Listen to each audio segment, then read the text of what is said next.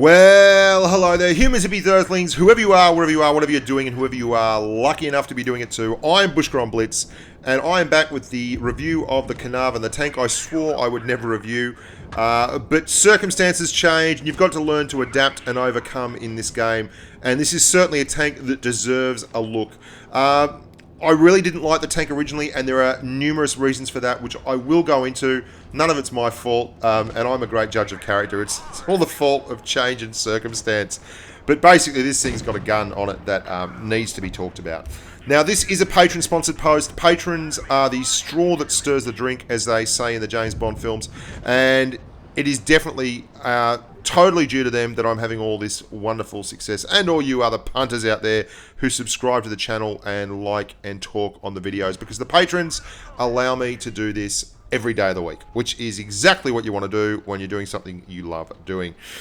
So if you'd like to subscribe, do that, but if you'd like to become a patron, click on the link here. Now, what else can I talk about here with this gun? It is the best heavy gun at tier 8 in terms of accuracy, DPM, and aim time.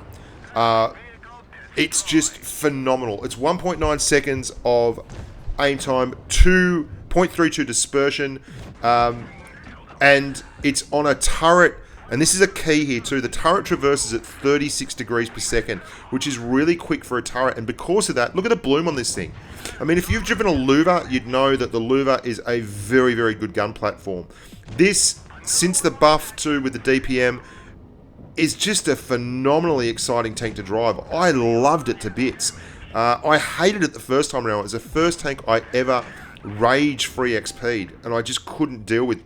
And there's a big reason for that, and I'm going to touch on this now, because this is what has to be said about this tank. The DPM was considerably lower in the past, and before the buff, and then it also used to face tier X tanks. Now, it can get away with this 190 alpha when it's facing tier 8 tanks, no problems at all, because it can go toe-to-toe and it's bouncy enough to get the occasional shot bounce here and there, and it's got good gun depression and all those kind of things. But when you used to take this thing up against tier 9 and 10 tanks in the same game, I mean, you'd be trying to kill an E75 and an E100 on the other team with a 190 alpha shot, meaning if you wanted to do any damage at all, and the DPM was much lower, you had to expose yourself enormously. And they would ping you back for 640 and then hide, which made it very, very difficult not to break your iPad in half and use it as a coaster, because you just couldn't deal with that. You had 258mm of pen on your best day, and you were facing big, proper bugger-off heavy tanks who could do the business. But now at tier 8, well, this thing is a barrel of laughs. And you're going to see what I'm talking about here. This is Middleburg, the top of Middleburg. That is a very, very strong tank, the IS-3 Defender. And we might be using a bit of APCR, but what we're doing is taking advantage of the host of Russian heavy tanks at this tier that just don't have the gun depression to compete in these situations. And they also don't have the gun handling to compete in these situations. The Caernarvon has a fantastic weapon, but it also has 10 degrees of gun depression and the same turret basically as the Cent 7 and 1. And when you drop the hammer, as you can see I'm doing here on this IS-3, you can quite simply out DPM the Russians. You are the highest DPM heavy going at tier 8.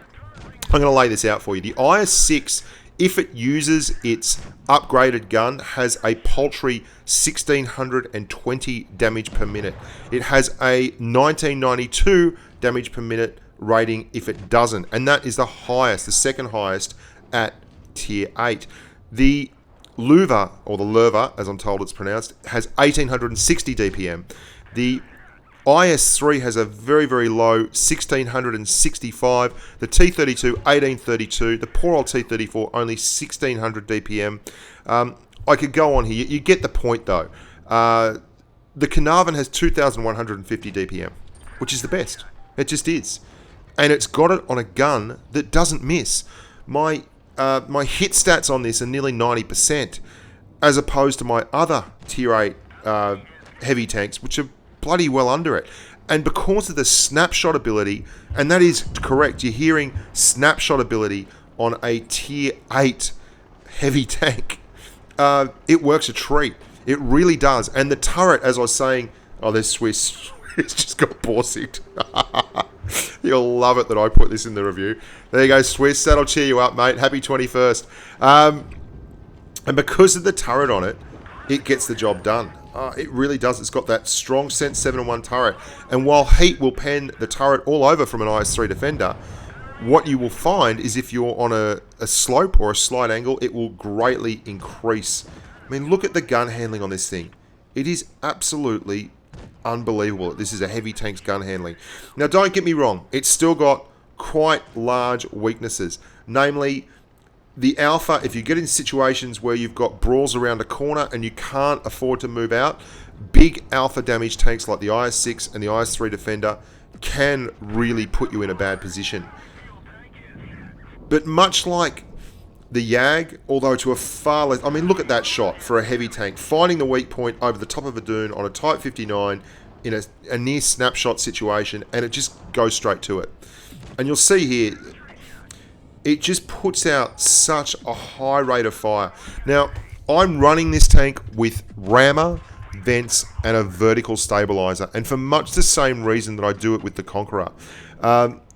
If you have something that is a big advantage that the other tanks at your tier that you're going to be fighting against don't have, I find it is much better to accentuate that advantage and make it your absolute go-to calling card than it is to try and run something that changes the way the tank behaves. And so that's why I don't run like a toolbox or optics or a pair of binoculars. I'm sure you could be successful if you're good enough on all those things. What I run is a vertical stabilizer and double rations, and that gives me absolutely godlike gun handling on this thing. I mean, I'm going against all that I used to preach with this tank, and it's quite interesting. I mean, I never really considered it again because it was so pants versus Tier X and Tier 9 tanks, and you still will see Tier 9 tanks, but the DPM buff has really evened out the playing field there. You now have 11.32 rounds a minute, and you can see this thing's just like a little Spitfire. It's like a heavy version of the Comet. It's very, very exciting to run. It's got more DPM than most of the Tier 8 mediums, which is saying something. Oh, God. I forgot about this. Swiss Cheezel is camping in the T-34 on the top of the hill. He's not moving because I'm going to go down here. I'm a little bit of a fool, basically. I'm going to sing this guy a Chili Peppers songline, Under the Bridge Downtown. There you go. And then I'm going to sit there and have a chat and just watch him. And you should too. You should just watch this tank go. I'm going to show you in a sec the mastery game that I pulled off with Swiss on... I think it is Falls Creek, New Falls Creek. And basically it shows everything I'm talking about with this tank. This was the first game I think I had back in the tank. Or second game. And this really set the honeymoon up. Because this is just exactly what I'm talking about. You get to play this tank versus certain other tanks like Tier 8 mediums and the like, and you will find that it can really sing. It can get the business and the job done, and you'll really enjoy it. Now, there's a defining characteristic with most of these other Tier 8 heavies. The IS-6, the IS-3 Defender, the IS-3, the T-32, the T-34, the KV-4, they all have better armor profiles. They can all go either hull down with tremendously unpennable turrets like the T-32 and the T-34, although you can hit the pimple on the 34, but it's much stronger. But this tank here has just... The Lurva is fantastic gun handling. Don't get me wrong.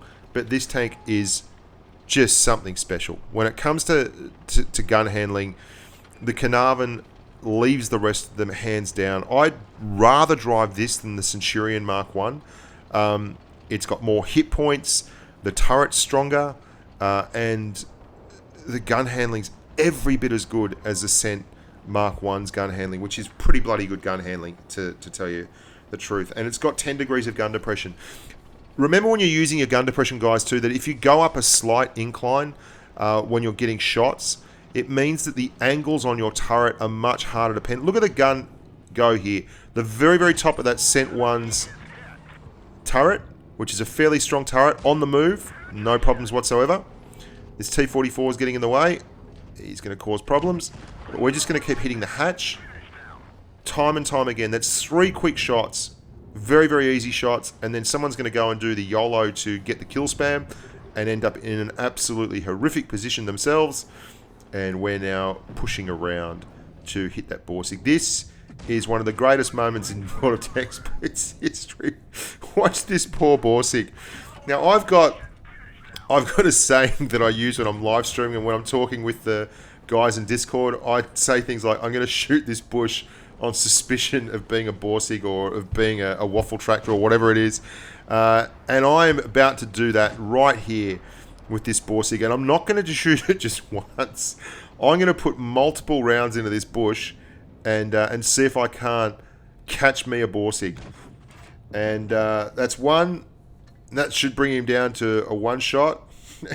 I'm now talking. I talk some rubbish in these games.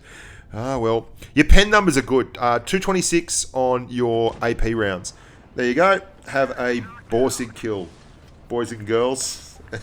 That was pretty cool. The poor old Borsig's probably wondering what the hell that was all about. Swiss things, that's ridiculous. Hacksaw, that's right, that's how we do it. The pen numbers are fantastic. Your 34 kilometers an hour is quite nice for a heavy, and the pickup's decent. You're a big, wide tank. The Conqueror 2, the chassis on these British heavies are so wide and thick after driving the Churchills, but they have very weak sides and lower glacis. But the upper glacis on this is actually quite capable of bouncing AP rounds from IS-3 defenders, and even some heat rounds in certain situations. 34 kilometers an hour, 24 degrees of traverse. So the traverse is just about the same as you'd get on, say, an E5. Where it really kicks off, and the unsung hero of this tank, is the 36 degrees of turret traverse. Now, that's really important, that you've got quick traverse on a tank that has a gun that really, really works well as snapshots. It means you can turn this thing around and fire on the move all the time, and it will track targets really, really well for you, even when you're driving along shooting. And you saw that with a couple of the shots we've had here, namely the shot in that Cent 7-1, following that T-44 around earlier. I mean, there's shots that the tank does, and does well, basically because the turret can traverse so easily and so quickly, and the dispersion on your turret traverse certainly seems to be a bit lower. And you can see the way it just snaps out. I mean, it really does do the business. Now, the Alpha is obviously horrible, and you'd love it to do the business with the same DPM and the same gun handling and the same pure dispersion numbers with a 400 Alpha gun. That'd be lovely. Like, let's get 5.2 rounds a minute on a 400 Alpha gun and give it this kind of gun handling stats. But obviously, that would be severely overpowered and not something that you could probably pass off as a fair and equitable tank at all.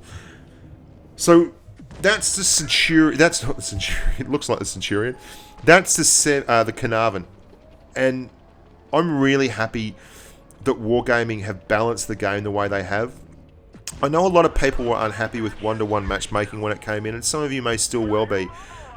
But it's breathed a new lease of life into so many tanks that just simply couldn't compete at Tier 9 and 10 as Tier 8s. And also, like, at Tier 8 versus IS-3 defenders from Tier 6. I mean, it was just an unfair thing, and it's really balanced those tiers out. And the introduction of tanks like the T-54 lightweight and such, while it may seem that they're overpowered tanks, they're going into a tier that's got some very, very strong heavies, and it's really made Tier 8 a little bit more palatable. And I've had a great time driving the Caernarvon. If I had to do a Tier 8 clan war, I'd just about go with this as my heavy. I know that sounds ridiculous. The Defender's probably a better choice. It's got better armor and all that. But I loved the gun handling on this thing. It was absolutely phenomenal.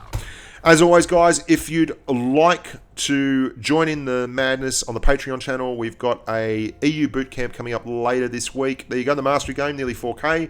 5 kills. Very, very, very lovely. We've got an EU boot camp coming up later this week. Then we do an NA boot camp and then an Asia boot camp. You're all welcome as patrons to come to any one of those. But the guys who are in that actual area will get preference if we get too many people in the training rooms. But we do tend to cycle around and everyone's good, and we have a chat in Discord while we're doing it, so it should be a bit of giggle. Make sure you listen to the podcast. I'm doing a podcast right after I finish doing this on the Twister Cup, the finals of the Twister Cup, which took place on Asia last night, and which were absolutely phenomenal. The boys from ID getting up over the kiddies from PLV, and PLV played their guts out. They played such a good game, and they came within about 500 hit points of heading off to New York.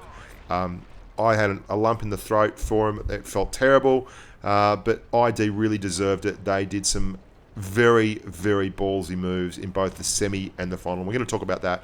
So make sure you look at that podcast. It's www.bushkaonblitz.com/podcast. Subscribe to the channel, like the videos, tell your friends, tell your family, and hang about because there'll be plenty more content coming your way. I'm Bushka on Blitz. Boys and girls, stay safe on the battlefield.